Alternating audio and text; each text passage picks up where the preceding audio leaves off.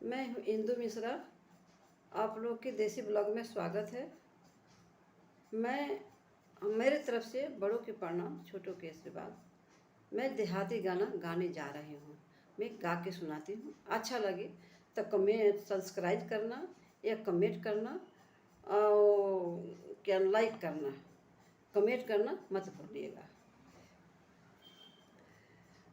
मैं ना रहूं सैया, मैं ना रहूं सैया ससुर के गाँव में। मैं ना रहूं सैया ससुर के गाँव में। तोरे संग रह बिसैया नून रोटी खाई के।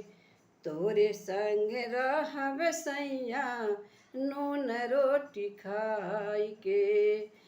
तोरे संग रह बिसैया नून रोटी खाई के। हम नाही जाए बिबलमा ससुरा के गाँव में। हम नाही जाए बिबलमा ससुरा के गाँव में। सासु मरिए ताना ना, सासु मरिए ताना ना, नाद मरिए ताना। कैसे में होला भाभी गोहुआ के दाना। कैसे में होला भाभी गोहुआ के दाना। तोरे संग रह बिसैया, तोरे संग रह बिसैया नून रोटी खाई के। हम नाही जाए बिबलमा ससुरा के गाँव में। हम नाही जाए बिबलमा ससुरा के गाँव में। जेठ मरिए ताना, जेठ मरिए ताना, जेठानी मरिए ताना। जेठ मरिए ताना, जेठानी मरिए ताना। हम नाही जाए बिबलमा ससुरा के गाँव में। हम नाही जाए बिबलमा ससुरा के गाँव में।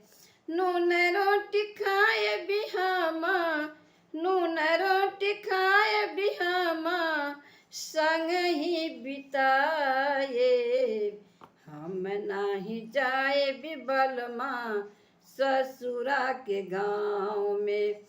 हम नाही जाए बिबलमा ससुरा के गाँव में। हम नाही जाए बिबलमा ससुरा के गाँव में। सासु मरिए ताना, सासु मरिए ताना ना, नाद मरिए ताना।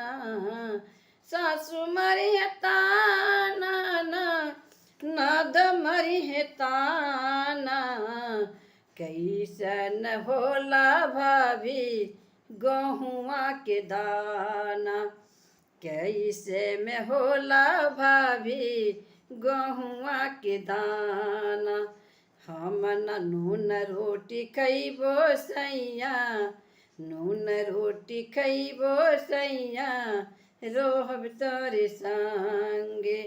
हम नाही जाए बिबलमा ससुरा के गाँव में। हम नाही जाए बिबलमा ससुरा के गाँव में। हम नाही जाए बिबलमा ससुरा के गाँव में।